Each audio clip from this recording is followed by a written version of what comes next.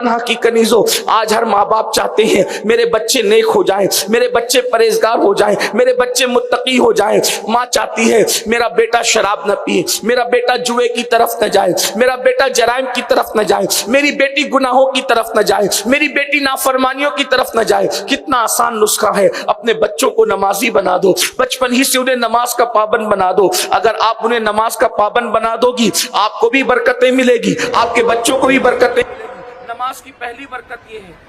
تو عرض میری یہ تھی کہ اگر ہم بچوں کو نمازی بنا دیں، پہلا فائدہ یہ کہ انشاءاللہ وہ گناہوں سے دور ہو جائیں گے، کیونکہ اللہ نے قرآن میں فرمایا، تو اللہ کا فرمان حق ہے، یقینی ہے، جب کوئی نماز کے قریب ہو جاتا ہے وہ خود بخود گناہ سے دور ہو جاتا ہے۔ دوسری بات، نماز کی برکت سے روزی بھی ملنا ہے، اس لیے کہ نماز کی برکت سے عزت بھی ملنا ہے، نماز کی برکت سے وقار بھی ملنا ہے، نماز کی برکت سے سکون بھی ملنا ہے، نماز کی برکت سے دنیا کے اندر نام بھی ملنا ہے، نماز کی برکت سے جو ہے وہ قبر میں سکون بھی ملنا ہے، نماز کی برکت سے جنت بھی ملنا ہے۔ اے خاتون جنت کی کنیزوں، مجھے بتاؤ، جس نماز سے اللہ مل جاتا ہے اس نماز سے کیا نہیں مل سکتا؟ رشتوں کی کیا ہے؟ لوگ کہتے ہیں مولانا رشتے نہیں آتے، میں نے کہا نماز پڑھو، کیونکہ جب نماز سے اللہ ملتا ہے تو نماز سے اچھا شوہر کیوں نہیں مل سکتا؟ نماز سے جب اللہ مل سکتا ہے تو اچھی بیوی کیوں نہیں مل سکتی؟ نماز سے جب حوران جنت مل سکتی ہے تو اللہ اکبر، آخر انسان کو بیوی اور شوہر کیوں نہیں مل سکتے؟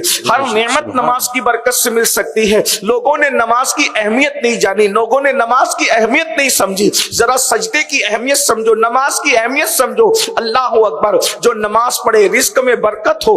آپ کو میں بتاؤں، ایک مرتبہ رابعہ بصری حج سے واپس آ رہی تھی، واپس آتے آتے ان کی سواری مر گئی، یعنی ان کی اونٹنی مر گئی یا ان کا گھوڑا مر گیا، اور جب مر گیا تو رابعہ نے آسمان کی طرف رخ کر کے کہا کہ حج کو بلایا جاتا ہے اور سواری کو مار دیا جاتا ہے، کیا کوئی اپنے مزدور کمزور مزدور کے ساتھ بھی ایسا سلوک کرتا ہے؟ اور اس کے بعد 2 رکعت نماز پڑھتی ہے اور دعا کرتی ہے، اللہ نماز کی برکت سے اس گھوڑے کے اندر، اس سواری کے اندر نئی جان پیدا کر دیتا ہے۔ سبحان اللہ، خاتون جنت رضی اللہ تعالیٰ عنہ کی کنیزوں، ایک بار نماز سے رشتے کو جوڑ کر کے دیکھو۔